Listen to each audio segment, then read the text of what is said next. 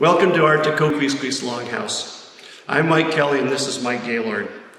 We hope that it would be possible to host this memorial for our dear friend Loder here in this special place. But due to the pandemic, that's not possible.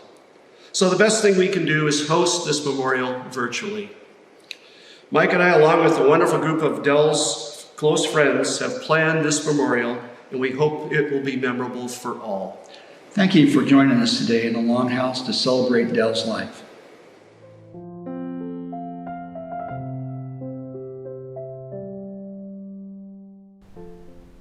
Welcome to the memorial service for Del Loder. My name is Kathy Johnstone. I am a member of the Johnstone clan. A relationship with Del Loder started in 1957 when Del Loder and my father-in-law, Matt Johnstone, attended a wood badge together. And since then, he's been a part of our family. He's come to our celebrations. He has eaten Christmas dinner with us and Thanksgiving, and he's come to sit in the backyard when we set off the fireworks, and he's come to our celebrations. And so we're very happy to be here today to celebrate with him. Wouldn't Del be surprised? Wouldn't he be surprised to see that his memorial service is being held in the ether? We're talking here about Del, who started his career as a switchboard operator with 2 cords to plug into holes, and who had to stop the elevator at exactly the right spot at the Smith Tower, the tallest building west of the Mississippi. Wouldn't he be surprised to learn that we're celebrating his memorial service together and yet not in the same place, in the ether, that thing that doctors use to put people to sleep. And yet here we are. So welcome to the celebration. COVID's messed everything up, hasn't it? It means that we can't come together and be here in the same place, and we can't offer you the meal that we were going to give you down the hill and in the dining hall. That won't be a possibility this time, but nonetheless, we can offer you a place to talk and chat. A side panel on your computer will show you a place that you can hold conversations with your friends, people that you see that you didn't know would be here or expect. So this time, it's okay to talk during the service because no one else will be interrupted by what you do. So this now is our opportunity to gather together to remember, to celebrate, to honor a man who has been important in so many of our lives. This is our opportunity to celebrate the life of Delbert William Loder, gentleman extraordinaire.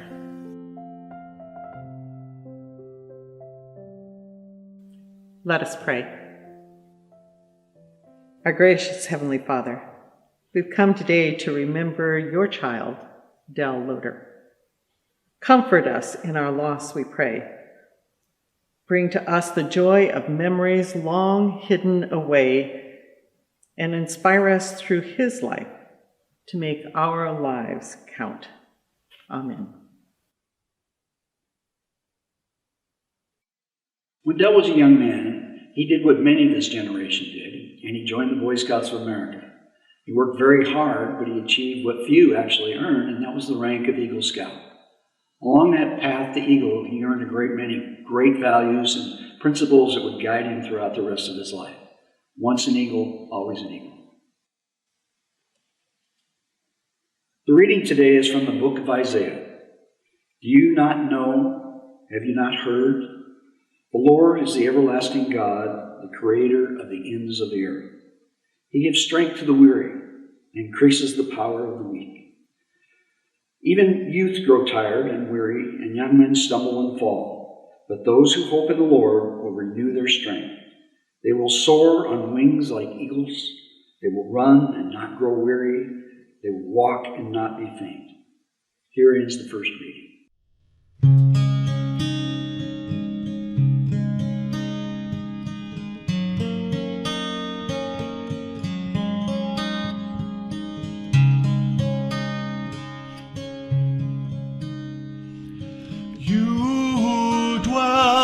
The shelter of the Lord, who abide in his shadow for life. Say to the Lord, my refuge, my rock in whom I trust, and he will raise you up on eagle's wings, bear you on the breath of dawn, make you to shine like the sun, and hold you in the palm of his hand. The snare of the fowler will never capture you, and famine will bring you no fear. Under his wing your refuge, his faithfulness your shield, and he will raise you up on eagle's wings, bear you on the breath of dawn, make you to shine like the sun, and hold you in the palm of his hand. You need not fear the terror of the night, nor the arrow that flies by day, though thousands fall about you, near you it shall not come, and he will raise you up on eagle's wings, bear you on the breath of dawn, make you to shine like the sun, and hold you in the palm of his hand.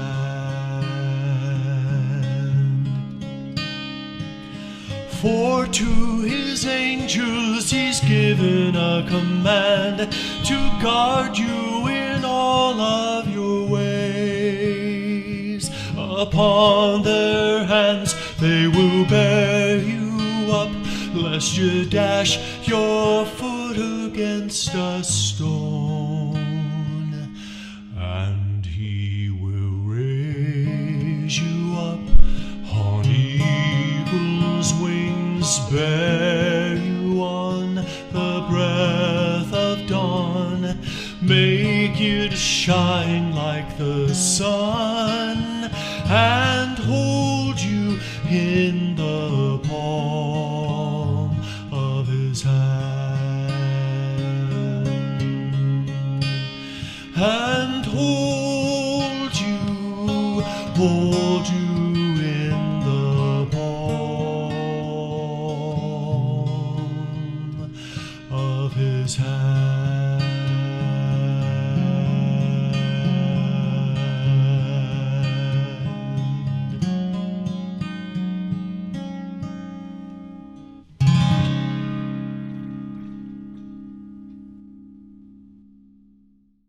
Our next guest is a person who began his distinguished career as a scout.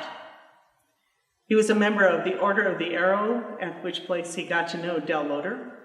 He received his Eagle Scout Award, and because of his long service to the community and to the country, he also received the Distinguished Eagle Award. Gary Locke. Hi, I'm Gary Locke. I'm really proud to say that I was a member of Troop 254 in Seattle, a member of the Order of the Arrow, a Vigil Honor member, and committed to public service thanks to what I learned from Del Loder and the Boy Scouts and the Order of the Arrow. And went on to become governor of the state of Washington, U.S. Secretary of Commerce under President Obama, and U.S. Ambassador to China. I think the best times I had in scouting were when I was a counselor at what is now Camp Piggott, but also during my days in the Order of the Arrow. I remember that very first time I went through the ordeal up at then Camp Omanche, and then got very, very involved in the Order of the Arrow. And that was really because of Del Loder. I mean, he was Mr. Order of the Arrow. I remember him fondly, always with his Boy Scout shorts and his broad-brimmed hat. And he was just so energetic and so alive, and always really inspiring the scouts to get involved in the Order of the Arrow and to really epitomize and really enact what Order of the Arrow was all about: service. Service to our community, but service to other scouters. And when I first went to that Longhouse, I was just mesmerized. I was just so blown away by the just the unique atmosphere, the feel, the connection with our Native Americans, and then also to know that some of the carvings were done by a former member of our Boy Scout troop, 254, Chinese Baptist Church, sponsored by Chinese Baptist Church, and Sam Ng, Silas Jew, Willard Jew were all part of the creation and construction of that Longhouse. And so that pageantry, the dances, the blankets, the costumes, the carvings, just really inspired me to really bring that pageantry to our chapter activities. I eventually became chapter chief, Yocum chapter chief, and I remember having our brotherhood ceremony up on what was then Camp Long down in was that Camp Long, or the camp down in Maple Valley? Excuse me, there. Camp Long is over in West Seattle, but Camp Freeman. And so we actually, Del Loder was there, and he was so blown away by how we conducted that pageantry. We had fires and with kerosene lamps and everything going up the trail up to the bluff with many of our members of the chapter dressed in Native American garb with blankets.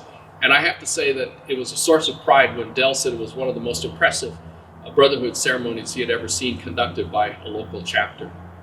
I kind of lost track with Del after I went off back east to school and everything, and then started working in government. But I do remember when I was Commerce Secretary making a phone call to Del. He was kind of ill at the time, and it was just a great way to reconnect.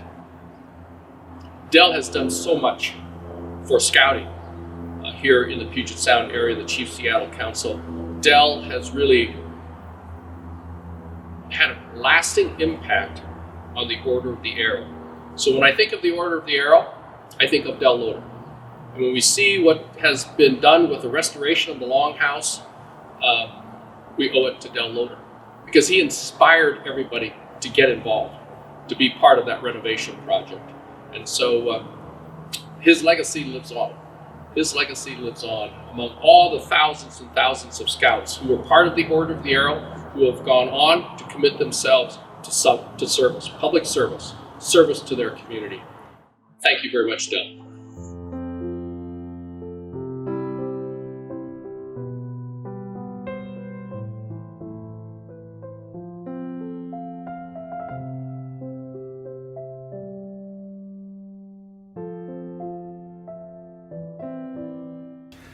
I'm Bruce Johnson, and I serve in the Boy Scouts of America as a chaplain. I'll never forget the first time I met Del Loder. It was at an Order of the Arrow event in 1955, when I was in my mid-teens. The Order of the Arrow, of course, is the national camping honorary of the Boy Scouts of America. In that one weekend, Del changed my understanding of scouting by introducing me to the ideals of scouting's founder. For example, Del ran an amazing scout troop back then. For one thing, they wore the complete BP-style uniform with shorts and broad-brim hats. More astonishing, Del's troop even wore their uniforms on hikes, back when almost no troop did. In fact, a few years later, I was amazed to see color slides of Del's boys in the middle of the Olympic mountains in full BP-style uniform, complete with those very scouty broad-brim hats. And guess what? About 8 years later, I was a young scoutmaster myself, and I still have color slides of my troop in the middle of the Olympic mountains, along with the Canadian troop, and everyone wearing that same full BP-style uniform. I know that may get a few laughs these days, but let me tell you, Scouts who hike in uniform are far prouder of that uniform because they truly associate it with high adventure. Del taught me that, and from my experience, both he and Baden-Powell were right. In any case, one thing's for certain. It's hard to sum up a man who was as gifted and multi-talented as Del, but I'll try to do so now in what could be called a brief eulogy. While he may have been unassuming, Del could be incredibly impressive, both in private and as a speaker. Among his friends, he counted British nobility, American governors and senators, as well as ambassadors, and tenderfoot scouts. He was a mentor of the young, not only within scouting, but in other fields as well. Del was a patron of the arts, a musician himself, and a lover of many types of music, including opera. He regularly attended the Oregon Shakespeare Festival and personally acted on TV. Del was an expert not only on the history of scouting, but the history of Seattle and the Northwest.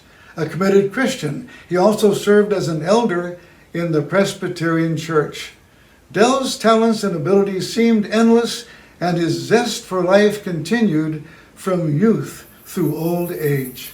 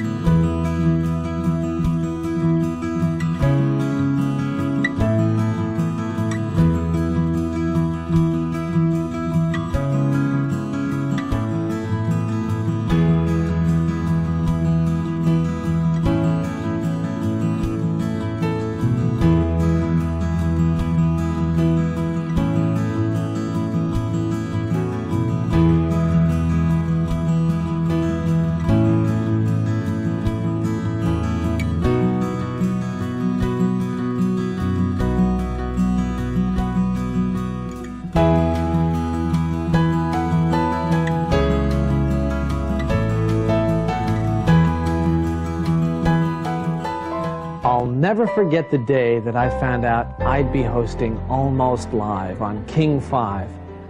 I was so excited, I couldn't wait to tell my dad.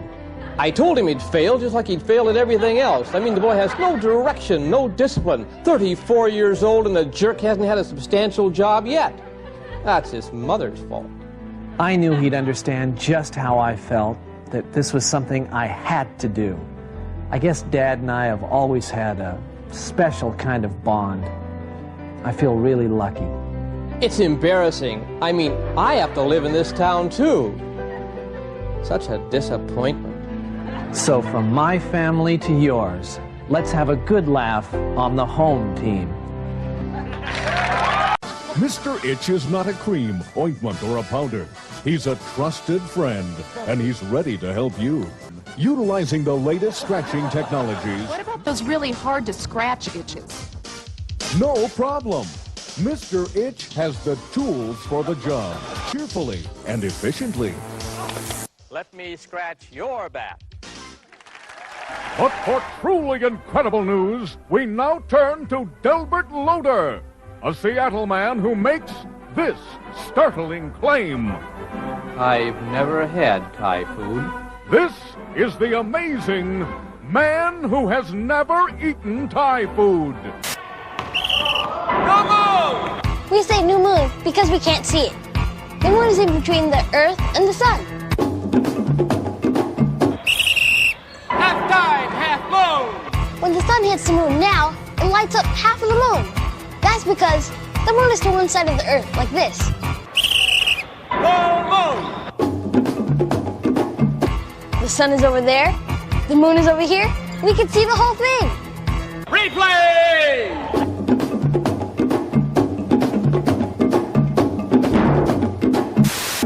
Del Loder is a guy who knows a thing or two about those primitive video years. He went to work for King back in 1950.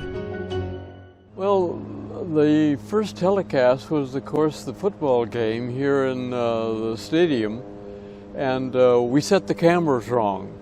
They picked up all the mud puddles, you know, the reflection, so many of the action games were completely blocked off because of the reflection of the sun. Channel 9 was starting up, and Mrs. Bullitt, the owner of the King Broadcasting Company, decided it would be a good public interest to give those cameras to Channel 9, and then she could invest in color cameras for the studios at King TV.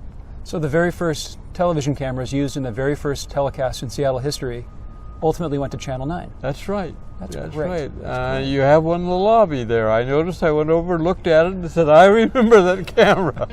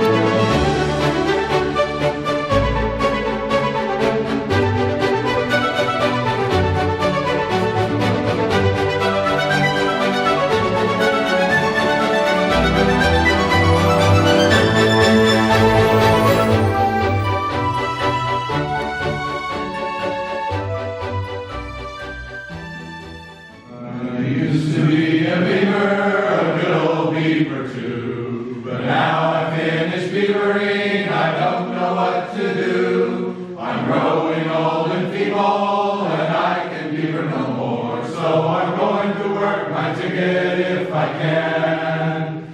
Back to Gilwell, happy land. I'm going to work my ticket if I can. I used to be a Bob White, a good old Bob White too. But now I've finished Bob Whiting, I don't know what to do. I'm growing old and feeble, and I can Bob White no more. So I'm going to work my ticket if I can. Back to Gilwell, happy land. I'm going to work my ticket if I can.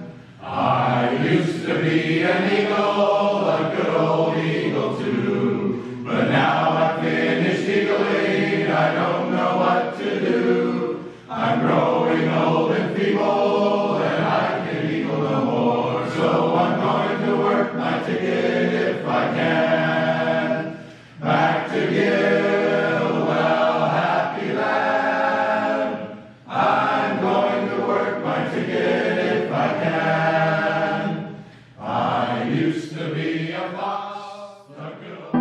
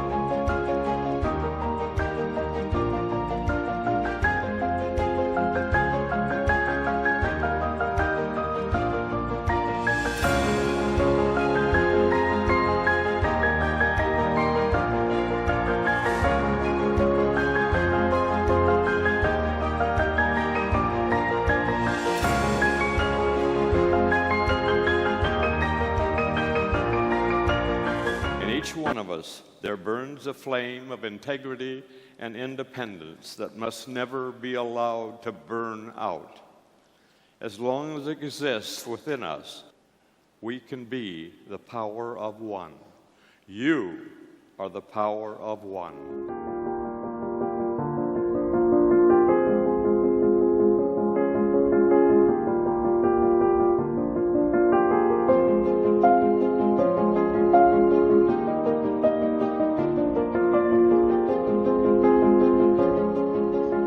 truly be the power of one if you work with your ceremonial team, with your lodge administration, with your section officers.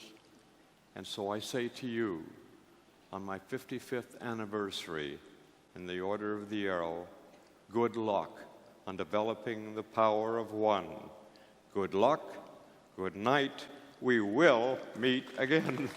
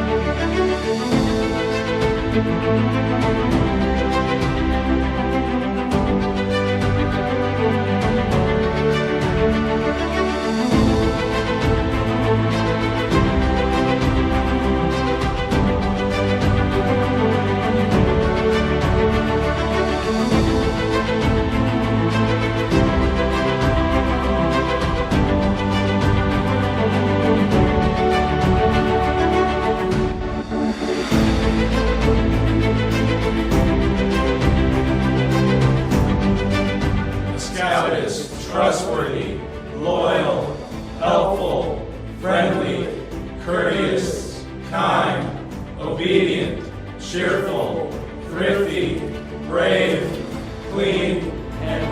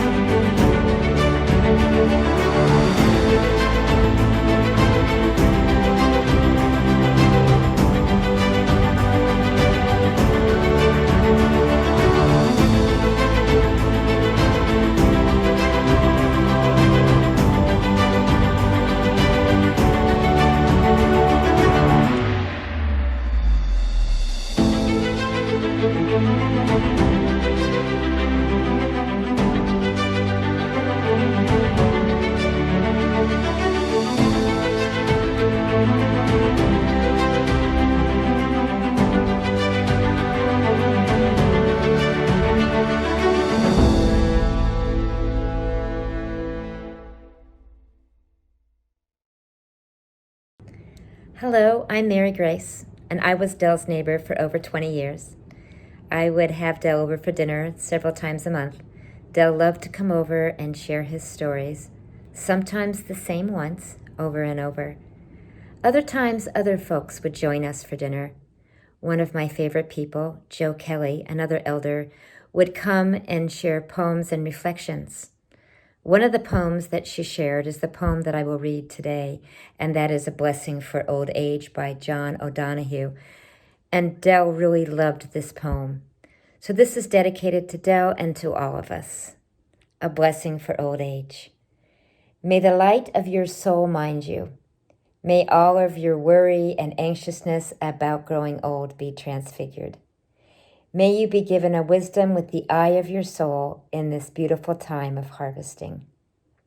May you have the commitment to harvest your life, to heal what has hurt you, to allow it to come closer to you and become one with you.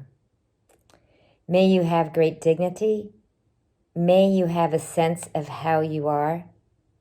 And above all, may you be given the wonderful gift of meeting the eternal light and the beauty that is within you. May you be blessed, and may you find a wonderful love in yourself and for yourself. In memory of Dell, our beloved friend. Hi, I'm Heidi Johnstone Waterhouse, Matt and Carolyn Johnstone's eldest granddaughter. Dell has been a part of our family of affinity for as long as I can think of, from the first time I went to the Seattle Gilbert and Sullivan show until the time he left us. I had a career that involved travel, and every time I would come home, I'd visit Dell and show him postcards, and he'd tell me stories and history about wherever it was I had been. There's a family story about the time Dell went to my sister Brenda's graduation. Matt Sr., Dawn, Kathy, and Matthew were also there, and they were all having breakfast at a local hotel in Connecticut. Eventually, a curious co-diner asked, "Is this a history club or something?" The answer is that when you were with Dell, it was always a history club. He felt that every place in geography also had an important situation in time, and you needed to understand what had come before in order to understand what we have now. When you drove around Seattle with him, he would point out not only what was there, but what had been there, like seeing through the surface reflections of water to the fish below. This table hosted scout troop leadership meetings, endless pots of tea, vast historical research projects. This is where he did much of the research for the Queen Anne book and Mount Pleasant Cemetery tour that he conducted for over a decade. He took students around to different graves and introduced them to Seattle pioneers. When you drove around Seattle with him, he would point out that Denny Park used to be a cemetery, then laugh and say, Seattle pioneers moved more times after they died than before. He knew how much grave diggers were paid to move graves, and he told a great story about a woman whose body was petrified. He was so involved in the Queen Anne Historical Society that they nominated him for an award called the Willard Jew Award, presented by the Association of King County Historical Organizations. And when he won the award, it was presented by Willard's widow Priscilla, which meant so much to Dell. He became a judge for Washington State History Day the same way he became integral to so many organizations. He started volunteering at the local middle school to help students prepare their presentations, and became so useful that eventually he was a state-level judge. Some part of his historical scouting memorabilia has been preserved at the Camp Parsons Museum. His passion for history wasn't just long ago or far away. When I went away to college, he had kept a giant manila folder of all the playbills and ticket stubs for every play that we went to see together. In a way I wouldn't have thought to do, he had cataloged our time together and given me the context to see the history. History was never a thing that was separate or apart for Dell. It was a part of the life that we live every day, and the places we walked through, and the people, and the stories that we tell about those people. When you were with Dell, history never felt like something you studied.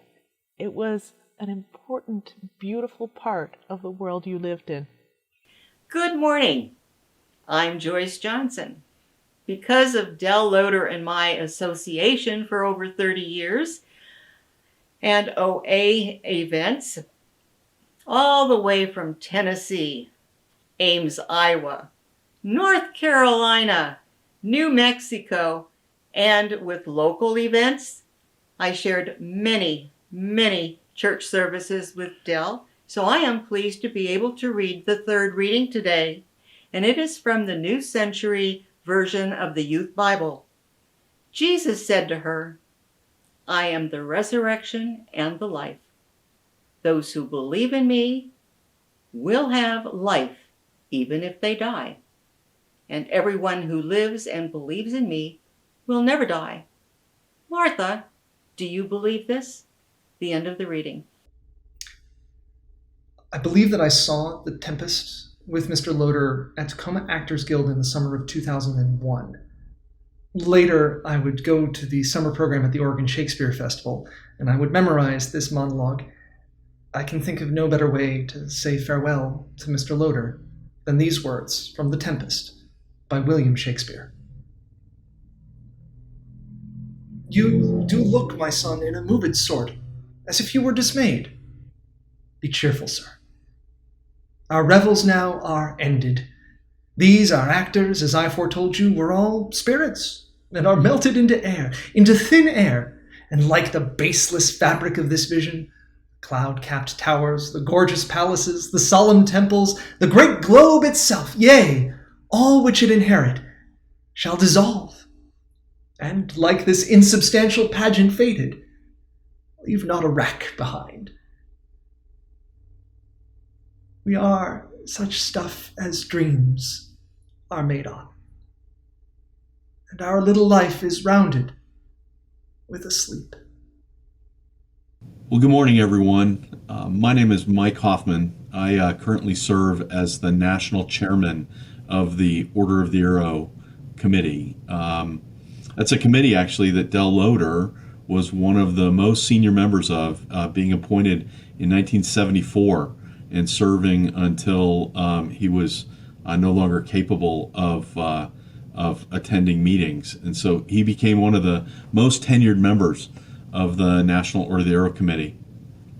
I reached out to some of the members of the Order of the Arrow Committee that he served with over the years, and I asked a couple of them to prepare some remarks about his time and his leadership on the OA committee. I will tell you that some of my best interactions with Del over the years, and I knew him since I was a youth serving as a lodge chief in Wipplewicki Lodge, but it was just to sit down and hear the stories. And I would often ask them, so when you sat with Dr. Goodman or Carol Edson or some of the early leaders of the National Order of the Arrow Committee, the George Files, and that type, and Tom McBride's, how did those conversations go? And he would tell me of some great stories about Goodman and Edson, and how they had very, very clear thoughts about the ceremony and the place of the ceremony and the pre-ordeal and so on and so forth. And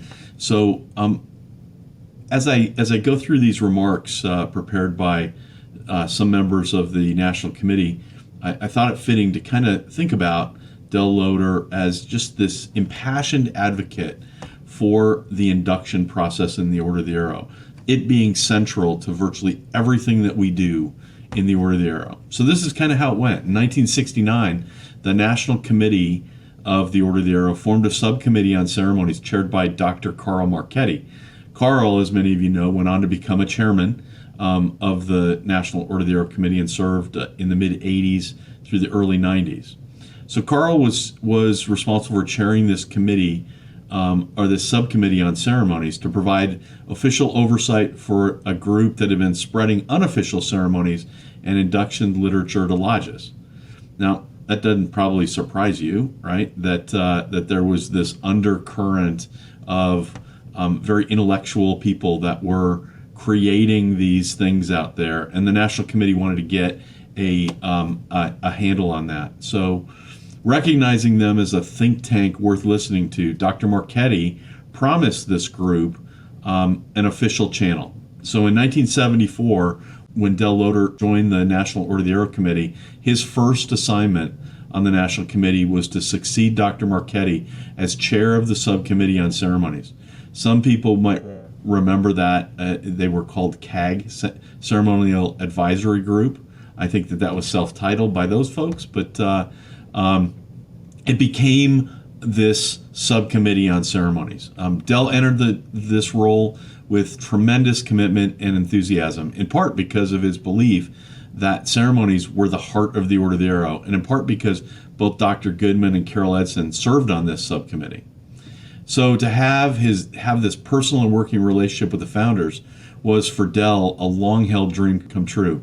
He drank from the source, right? He had the ability on a weekly basis to interface with Dr. Goodman and Carol Edson, and just imagine if you could have sat next to Dell as he asked questions and poked and prodded at some of the underpinnings of the ceremony. So, like Goodman, Dell was a small framed man, but large vision and a fine inspirational speaker. Given 30 seconds, he could deliver a full Scoutmaster's minute, and I was a participant in many of those Scoutmaster minutes as he served as a member of the Western Region Order of the Arrow Committee for many, many years, served as a chairman of the Western Region, and really refined his role in the Order of the Arrow in some of those posts, as well as staying very, very close to this ceremonies piece. So, like Carol Edson, Dell could clearly see things that needed to get done and get them done.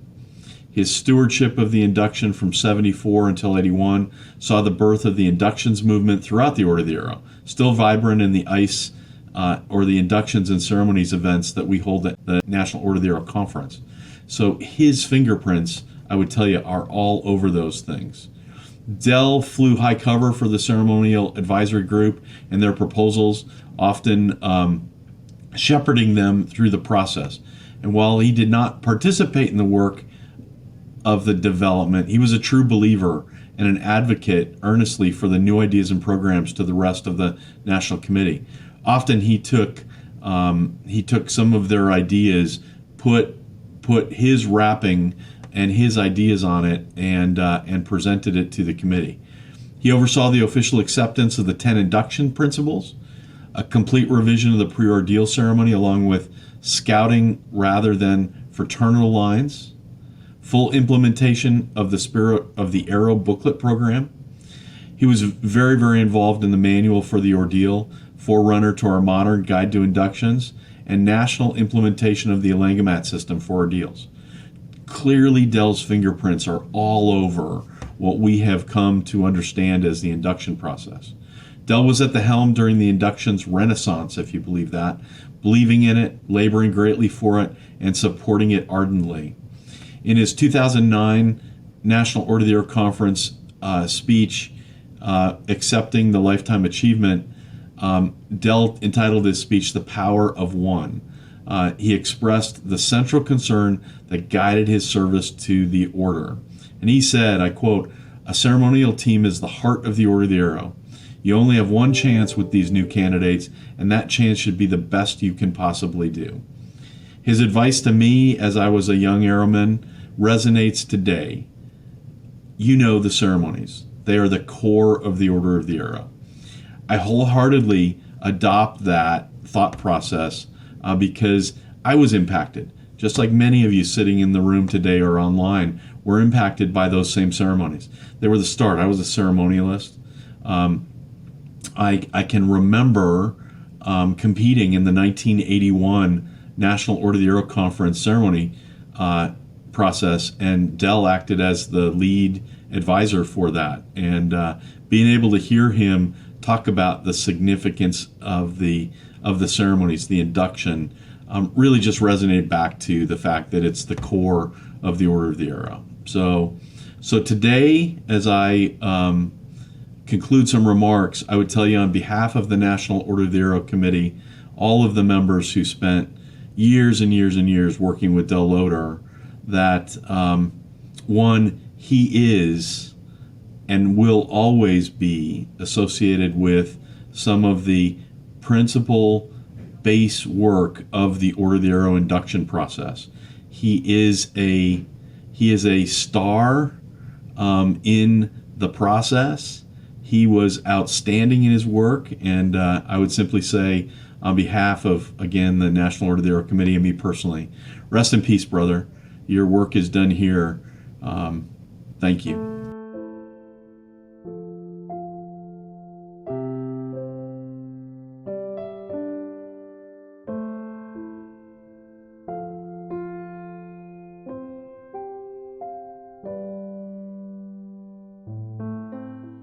Friends, Romans, countrymen, lend me your ears. Wouldn't it please Del to know that we introduced his funeral oration using the words of the bard? In 2009, Del Loder was asked to address the National OA Conference on the topic for that year, the power of one. He gave a powerful speech in which he talked about the influence of one person on history, and indeed Del Loder has been that one person in many of our lives. So let's listen to that humble and powerful man. Let's listen as he talks about the call on his life, and let's listen as he talks about the call on our lives and encourages all of us to be the one.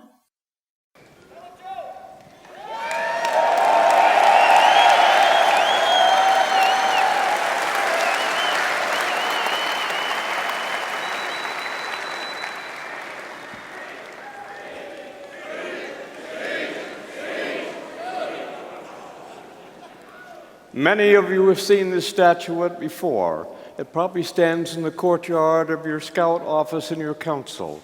If you visited the national office of the Boy Scouts of America, you will see this standing in front of the national office.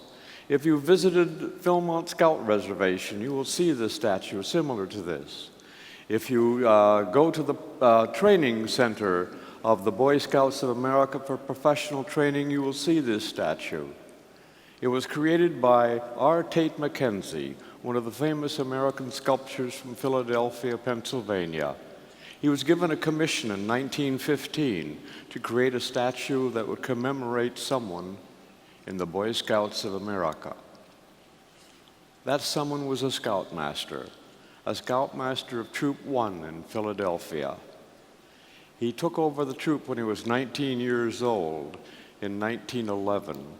And he built that troop up from 12 scraggly boys to, in 2 years, to a troop of 100 and a drum and bugle corps of 16, which every Tuesday night would form in front of his house. And the drum and bugle corps would strike up, and off they would go down the 3 or 4 blocks to the Tioga Presbyterian Church, where Troop 1 met. Yes, in a short time of 3 and 4 years, this scoutmaster built this troop up to over 100 boys. He attracted the attention of the scout executive. He attracted the attention of R. Tate McKenzie, who did this in behalf of that scoutmaster, who was E. Erner Goodman. Take down. Good.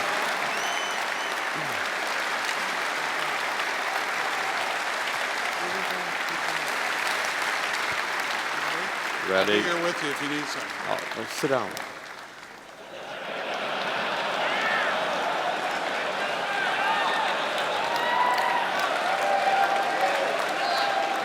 If you see that statue in your scout office courtyard, please notice the arm sleeve where he wears the badge of his council. It's Philadelphia. Below that is the troop number, Troop 1. Below that, the boy is wearing a patrol leader, 2 bars of the patrol leader. The scoutmaster, of course, was E. Erner Goodman. Just a short time, that man showed the power of one that the scoutmaster could do to build a wonderful scout program. In the scout program, as we know, he created the Order of the Arrow. And you heard the great legend that Mateo gives you in the story of the creation legend of the Order of the Arrow. You remember when Chingachgook expressed a need for someone to step forward and go on a journey with him. And so, who stepped forward? It was Uncas. Uncas who said, "Oh, my father, I am ready. Send me on this gracious errand." And he went with his father into the neighboring villages to assemble a group of Indians to go and hold back the marauding Indians coming from the north. Uncas, a story that you know so well, demonstrating the power of one. The northern tribe was conquered and turned back. Let me take you to June 1976 in Philadelphia. The 13 colonies on a North American continent, mostly on the eastern seaboard, were invited to send 3 delegates from each colony to Philadelphia to discuss the relationship with the mother country, Great Britain. They asked 3 from each one of the colonies to make sure that the colony itself would not come up deadlocked, but they would come up with a solid responsibility and indication of which way they wanted to go, whether they wanted to stay with Great Britain, the mother country, or whether they wanted to be free and independent.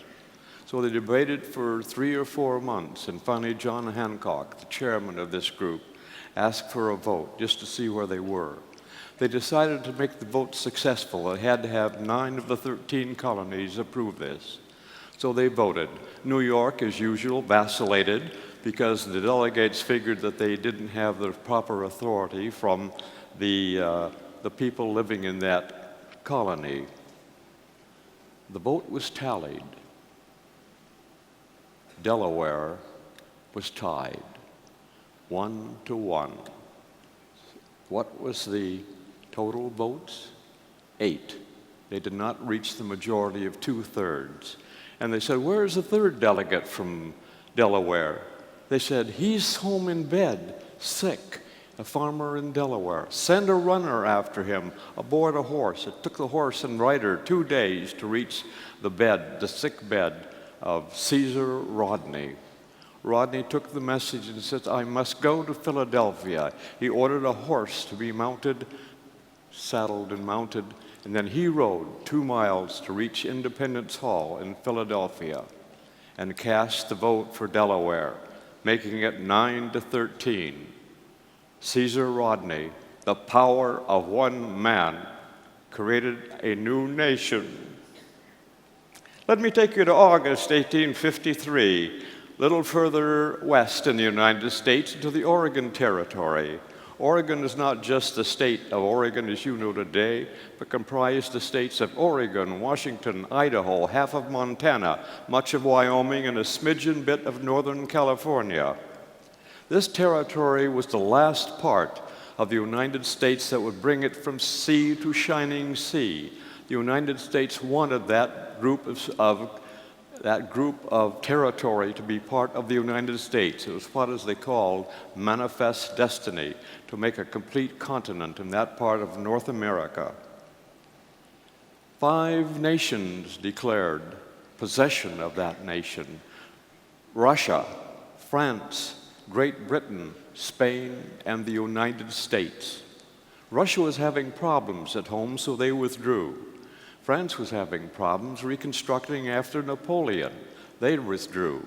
Spain was having trouble as the biggest landowner in the world. They couldn't protect all of their territory, so they withdrew. What did the United States and Great Britain do? The normal thing you do is go to war. But what does that do? It just creates enemies. It just creates more people to be in cemeteries. So let's try something else, a little more civilized. So in the mid-19th century, some of the countries of the world got together and said, let's go to war no more.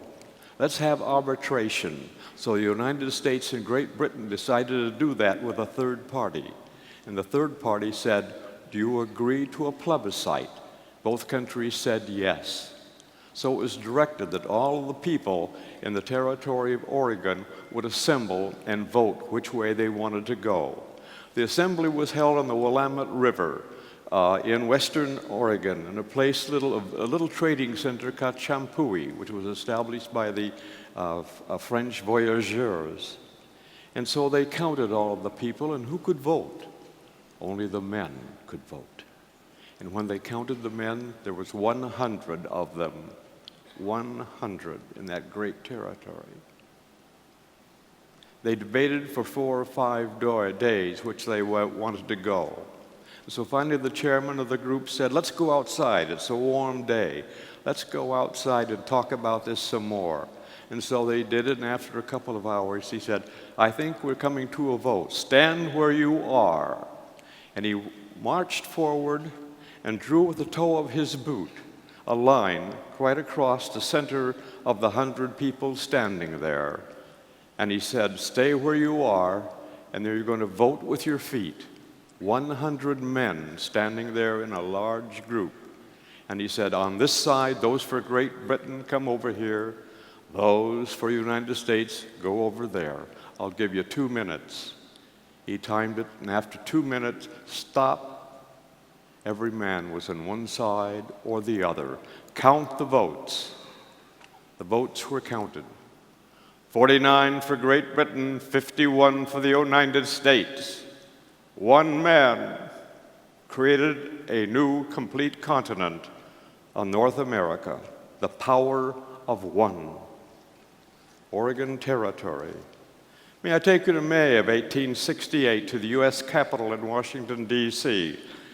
It's an unusual happening in the U.S. Capitol for that few weeks. The Justice of the Supreme Court, if you read the Constitution of the United States, says he will serve as a judge in any act of impeachment against the President of the United States. So Justice Salmon P. Chase took that opportunity and sat as the presiding jurist against the impeachment of Andrew Johnson, the President of the United States. There were 11 articles of impeachment established by the Democratic representatives that they charged the President with malfeasance. The President appoints 6 attorneys to identify him, and the Democrats approve 11 representatives to represent each one of the articles against the President of the United States. The presidential attorneys ask for a 6 months delay so they can prepare the case for the President of the United States. The Supreme Court Justice, as the Chief Justice, says, I'll give you 10 days. 10 days later, they assembled, discussed the point. They've been discussing this point from March until May. The entire government business of the United States is at a standstill, trying to try the chief executive officer of the United States. The final vote, again, like what we previously said, had to be 2/3 majority of the Senate. The Senate acting as the jury and the representatives of the House operating as the prosecutors. And so what was the final vote? Did not reach the majority of 2/3. The Democrats asked for a stay of 10 days, and they would debate it among themselves, and maybe some of the Republicans would come over on their side. The vote was taken. It was one man short of a 2/3 majority. So one man prevented the impeachment of the President of the United States. The power of one. Going to go up to the simple age of what representative of many of you was the presidential election of 1960 against 2 members of the United States Senate, Richard Nixon from California, John F. Kennedy from Massachusetts. They debated and debated. It was a hot debate, as many of us will remember. The vote came in November, and it took 2 or 3 days to tabulate that vote. And no one was really sure who was the President of the United States. The vote was so close, so very close, that if one person in each one of the precincts in the United States has changed his vote, Richard Nixon would have been the President of the United States, and JFK would have remained a Democratic senator. One man in each precinct changed that election so that JFK become your president. During this week, you're going to hear a lot about the power of one. Listen carefully. Listen carefully to all what is said to you, because this theme is one of the greatest themes we've ever had at a NOAC. In order to achieve the power of one, you must first know, understand, and practice the 10th point of the Scout Law. A scout is brave. I took this scout oath. I took the Scout Law in front of my Scoutmaster, and every boy who was 12 years old, my time as scouting, had to know the Scout Law by memory.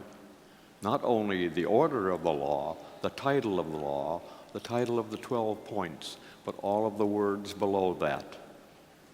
That was something Baden-Powell asked for. So every scout, being a tenderfoot scout, had to know the scout law completely. We all memorized that. Baden-Powell said, don't just memorize it, know what it means. Know what it means, but memorize it so you know what the word is. And to this very day, I remember those words as I gave them to my scoutmaster. A scout is brave. He has the courage to face danger in spite of fear, to stand up for the right against the coaxings of friends or the jeers and threats of enemies. Defeat does not down him. You need to actively follow this absolute value. Once this is learned, you begin to develop the power of one. In each one of us, there burns a flame of integrity and independence that must never be allowed to burn out. As long as it exists within us, we cannot be destroyed. We can be the power of one. You are the power of one. Start small. Dan Beard, one of the founders of the Boy Scouts of America, say, take care of all of the small things first, and the big things will take care of themselves. Start small. I don't expect you in the next week to discover the cure for cancer. I don't expect for you in the next year to one of you stand on the face of Mars. But start small. Start small in your own troop. Start small in your own lodge. Help make your lodge a quality lodge. There are not too many quality lodges in this country. And even if you become one, it's only a D grade if you were going to school. So make your lodge a quality lodge of A class, not D class. Develop, of course, a better ceremonial team, which is the heart of the Order of the Arrow. Don't waste your time this week with idle things, but look at the heart of the ceremonies of the Order of the Arrow. Take some of the inductions and ceremonial sessions this week in order to deliver the best in ceremonies. You only have one chance with those new candidates, and that chance should be the best that you can possibly do. You will truly be the power of one if you work with your ceremonial team, with your lodge administration, with your section officers. And so I say to you, on my 55th anniversary in the Order of the Arrow, good luck on developing the power of one. Good luck, good night, we will meet again.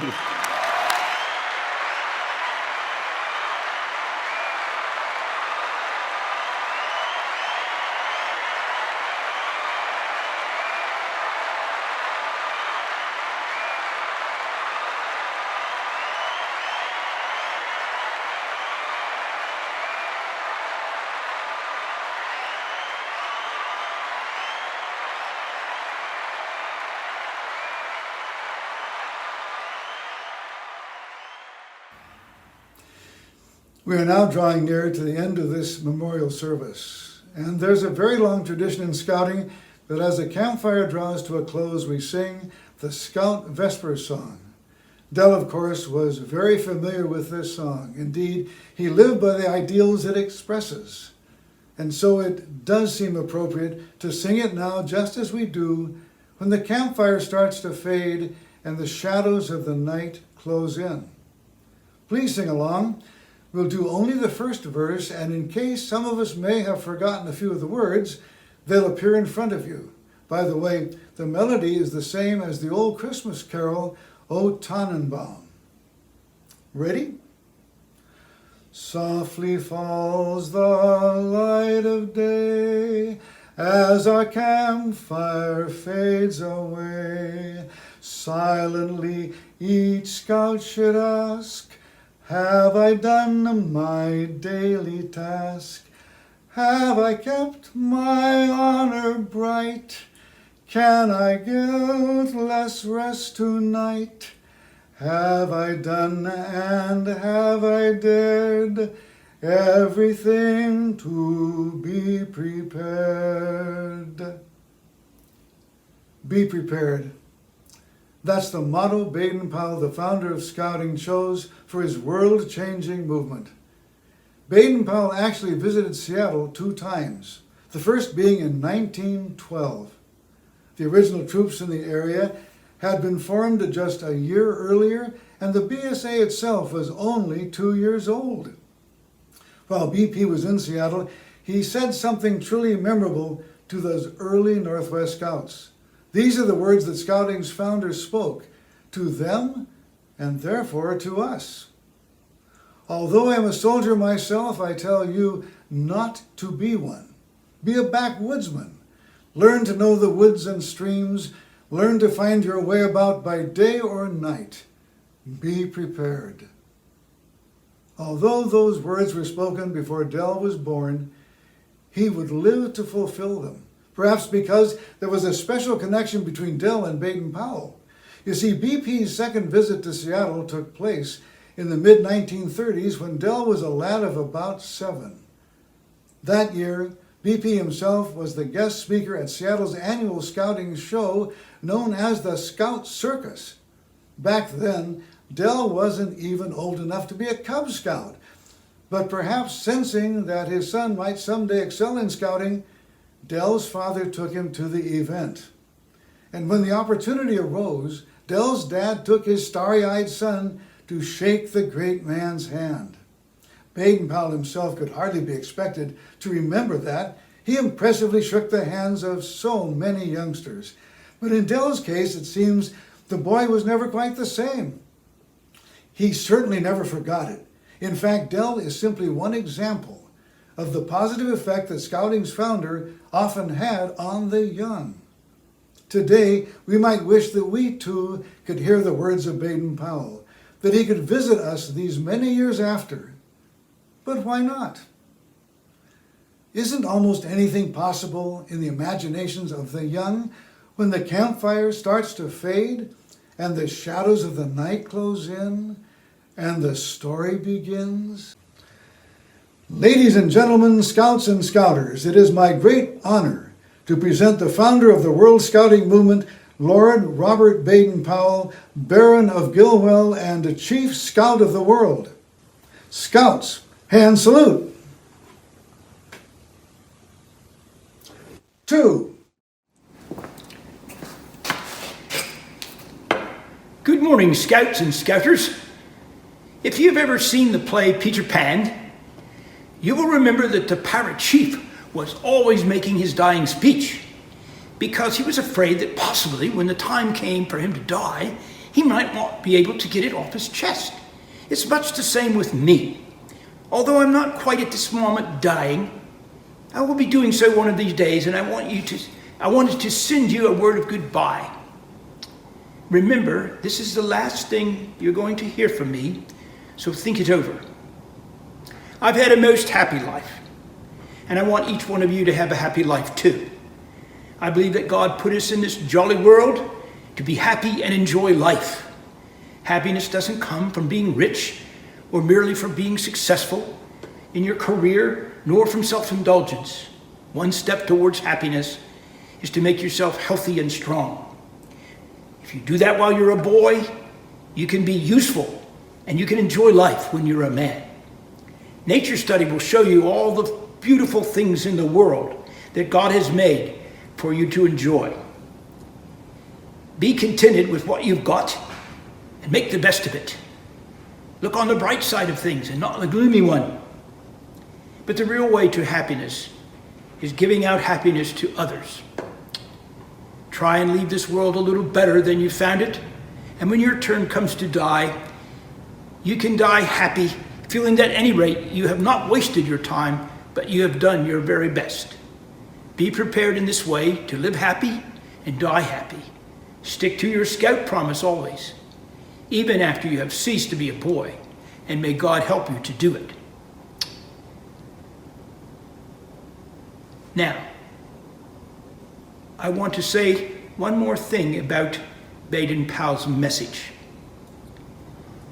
Baden-Powell was the mentor to Del Loder, even though he never met him, through his writings and his speeches. I want you to know that these very words could have easily have come from Del Loder himself. Let us pray. Holy God, we've gathered together as a group of people that have been influenced by Del Loder, and we thank you for him. We have lingered with our memories, we have laughed, and we've cried. We've heard words about him, and we have heard words from him. Send us forth now to be that one person in the lives of those around us, to honor Del's memory by caring for our fellow human beings. In the name of Jesus Christ, amen. One of the last times I ever saw Del was at the Eagle Scout recognition banquet a couple years ago. Del and his friends sat at the same table, and each one of us was paired with a new Eagle Scout. As it happens, the youngest of those new Eagles was assigned to Del. He was only 14, and it's unusual for a Scout to achieve that extremely difficult rank so young. Yet he was obviously a very bright, very well-organized young man. From time to time during the meal, I would briefly glance over at Del. Each time, I could see that very promising Scout hanging on Del's every word. I couldn't hear what they were saying, but I'm sure I correctly guessed that Del was sharing some of the same things he said to me when I was about that age. And I kept thinking to myself, what a lucky, lucky kid. He'll never forget the things Del is telling him, and he'll always be the better for them. Once again, I realized how Del was truly a hero to the young. But then I had to accept that Del was now at an age where his health was obviously failing. I was afraid this would be his last Eagle recognition banquet, and sadly I was right. And yet, how could I doubt the value of what this teenager, wearing his shiny new Eagle badge, might reveal someday to Scouts after he was full grown? Why wouldn't this boy someday pass on the very things Del was now revealing to him? Why should I doubt that the spirit of Baden-Powell would arise in this bright kid just as it had in Del and in countless other youth lucky enough to have been mentored in scouting? I think about that sometimes when the day is finished and the last logs of the campfire are falling in glowing embers and taps is blown. And I recall that taps is also sounded for quite a different reason in places where heroes are honored, where their memory never fades. The words of taps comfort us now. Day is done. Gone the sun. From the lakes, from the hills, from the sky. All is well. Safely rest. God is nigh. Let's think of those words as this memorial service draws to a close. Taps will be sounded by Brenda Flynn, followed by background music from bagpiper Steve Gengo. Bugler, sound off.